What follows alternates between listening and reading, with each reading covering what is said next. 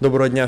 Good afternoon, dear colleagues. We are going to have a traditional briefing of the ATO expert of the presidential administration, Andriy Lysenko. You have the floor.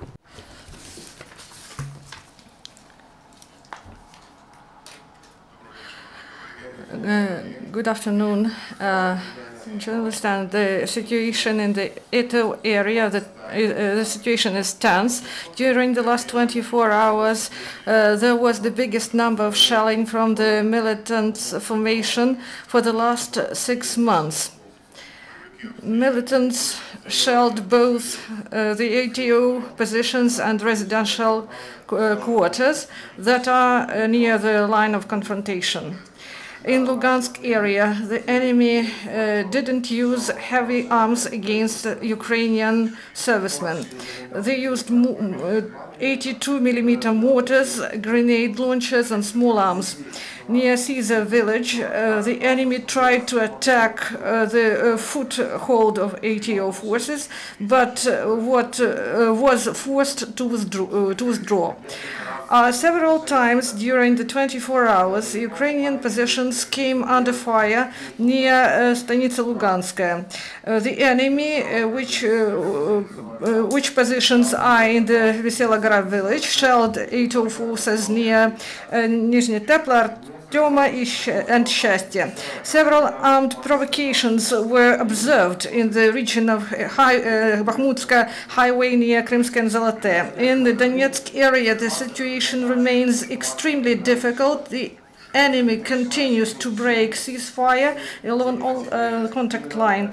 In this section, the enemy frequently uses Grad systems and 152mm artillery against Ukrainian servicemen. In Svetlodarska water reservoir, the enemy shelled with heavy artillery, mortars, grenade, and small arms. Heavy situation remains in the north and the west of Gorlivka.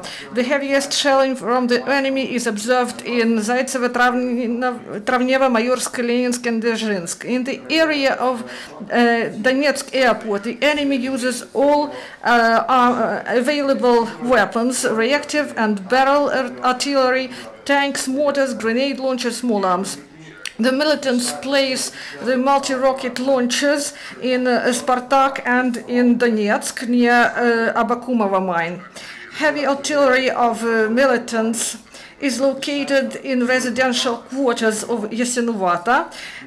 They shell Ukrainian positions with this type of weapon in the area of Novobakhmutivka, Vesela, Avdiivka, Opytne, Vodyanova, and Pisky. The enemy shelled Avdiivka and Opytne with grads, directing the fire at residential quarters. And Avdiivske coke chemical plant suffered damage, and several one-storied private houses were damaged also.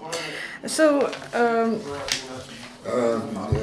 як в світлу, так і в темну пору доби противник обстрілював сили антитерористичної операції поблизу Красногорівки, Мар'їнки, сіл Новомихайлівка та Солодки. Бойовики застосовували там міномети, гранатомети, озброєння БМП та стрілецьку зброю. На північній ділянці Маріупольського напрямку ворог проявляв активність протягом всієї доби. Точками напруги стали села Старогнатівка та Новогригорівка. В першій половині дня бойовики вели вогонь по українських позиціях із артилерії калібру 152 мм, а ввечері обстріляли із 120-мм мінометів. На південній ділянці напрямку поодинокі інциденти порушення режиму тиші зафіксовані неподалік селища Чермалик поблизу Павлопольського водосховища. В цьому ж районі бойовики обстріляли житлові квартали населених пунктів. In the southern section, some of the incidents took place talking about the violation of ceasefire. The same district, the militants shelled the residential quarters of the populated areas in Polopil and Andriivka using the Grad installations. So also they used Grad and heavy artillery during the night hours near the Talakivka. There were no shooting or shelling or any provocations on the part of the enemy near Shirokina. Within the Donetsk region, the border guards of Ukraine registered the flight of one of the drones, which was used by the militants in order to for the aerial reconnaissance. One more drone was noticed near Berdyansk, Zaporizhia region, owing to the skills in defending the air positions and the experience in combat skills. Our servicemen did not allow any heavy casualties among themselves. Over the last 24 hours, none was killed, Ukraine servicemen, and 2 were wounded. Ukrainian law enforcement employees counterattacked the saboteur actions on the part of the Russian hirelings. In Kharkiv region, the SBU of Ukraine detained the version of the sabotage group, which on the day of the independence were preparing to undermine and train with the military equipment of the armed forces of Ukraine. They plan to put the explosives on the railway and near Kupiansk, Kupiansk district.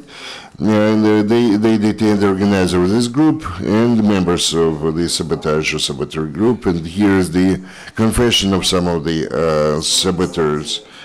Several months ago, I was approached by some of the people who offered me, and I accepted their proposal to work with them.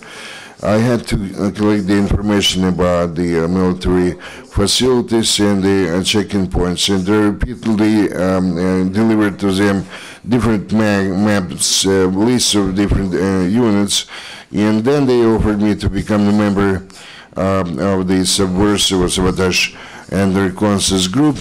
Among the facilities you had to observe was the railroad bridge. Then I met with a person who provided explosives to myself. On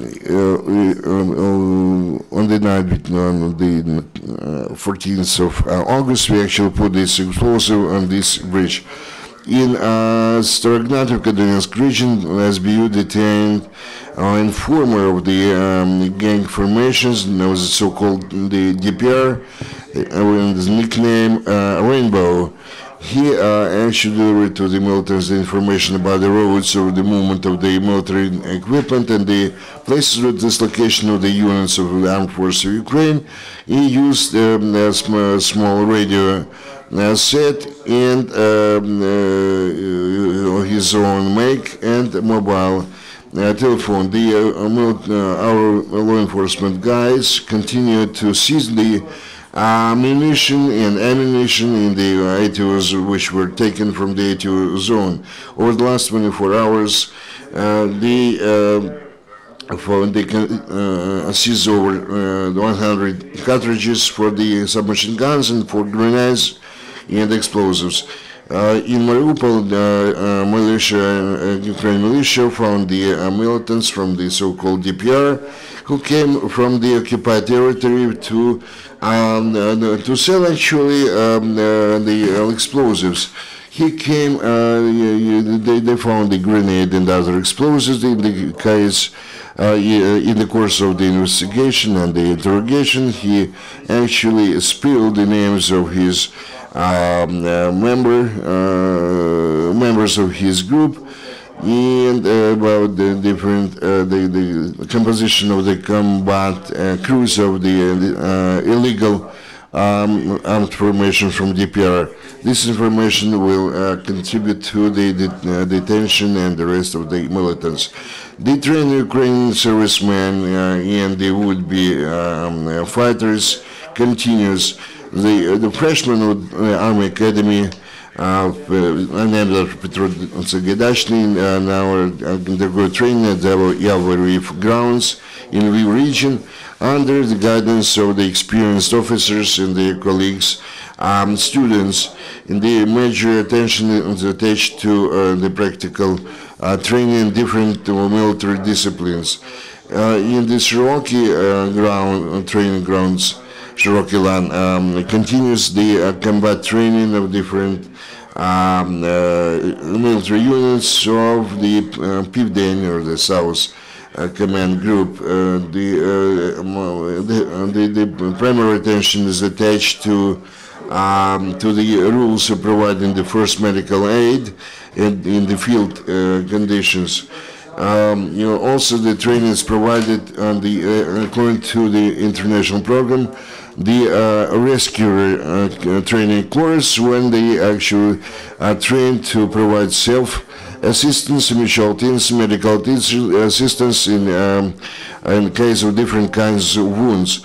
Yesterday, they completed the military training of the would-be servicemen of the Command and Staff Department of the National Guards Academy of Ukraine. They actually were trained how to fire the grenade launchers and using different kinds of weapons on the APCs. Ukrainian volunteers provided another batch of the medications to the ATO zone.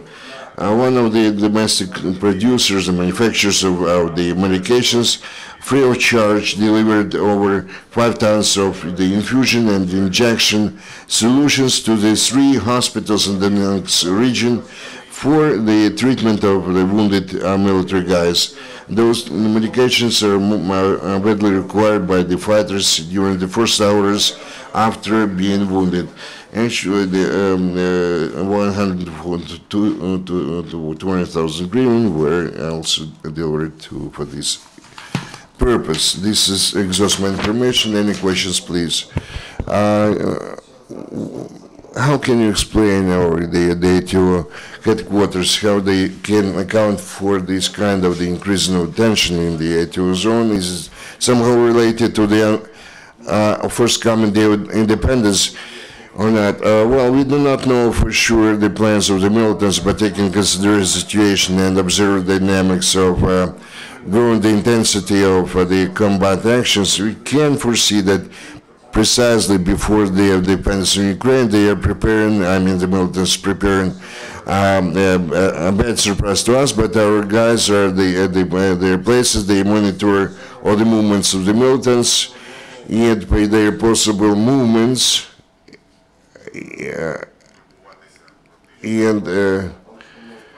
and actually you shouldn't worry that we are going to retreat or do something like that. I would like to emphasize here the Ukrainian fighters, as never before, have a very high, let's say, spirit, and they intended to repel any kind of attacks on the part of the enemy. And our military guys, they actually stick and observe the provisions of the Minsk agreements and only provide the retaliation fire. There are no more questions. Thank you. Next briefing of the ATO representative speaker will